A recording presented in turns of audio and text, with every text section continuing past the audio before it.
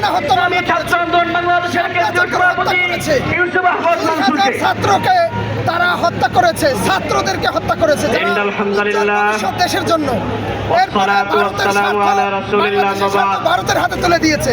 প্রিয় সংক্ষুব্ধ বন্ধুগণ, ৮৬,০০০ আমরা ছাত্ররা বাংলাদেশে বারবার রাজপথে আসতে হয়। সকল দলমত আমরা ২০০০ শহীদ হয়েছি, ৩০,০০০ আহত হয়েছি।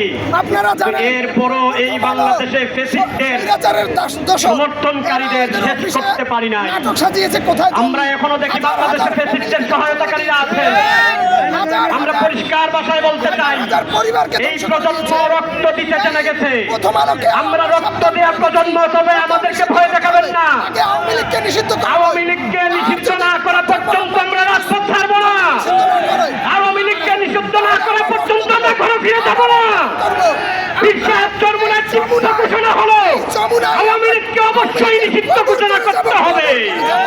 যত হত্যাকাণ্ড আওয়ামী লীগ ঘটিয়েছে, প্রত্যেক হত্যাকাণ্ডের বিচার তদন্তপূর্বক করতে হবে।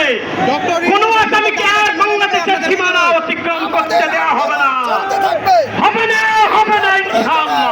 তো আবার দেব আমরা আওয়ামী লীগ মুক্ত, দেশদ্রোহী মুক্ত। আজকের এই সমাবেশে একাত্মতা প্রকাশ করেছেন হত্যাযজ্ঞ চালিয়েছে।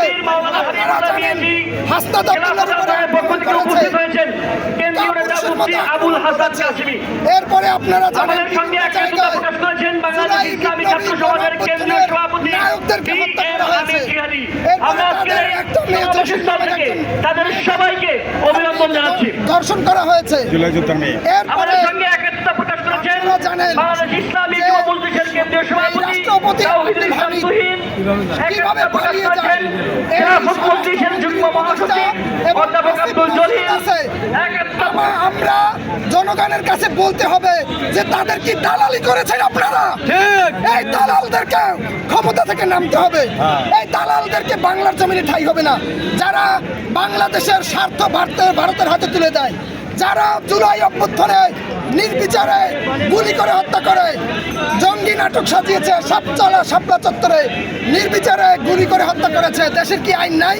দেশের আইন তাহলে আপনার এই সুপ্রিম কোর্টগুলো কিসের জন্য? দেশে আইন থাকলে গুলি করে কেমনে মারে? আমরা এই সমস্ত সন্ত্রাসী, এরা কোনো দল না, এরা মাফিয়া। এরা কোনো দলের না, এরা মাফিয়া, এরা সন্ত্রাসী। এই সন্ত্রাসীর জায়গা এই শান্তশিষ্ট বাংলাদেশের মধ্যে মেনে নিবে না কেউ।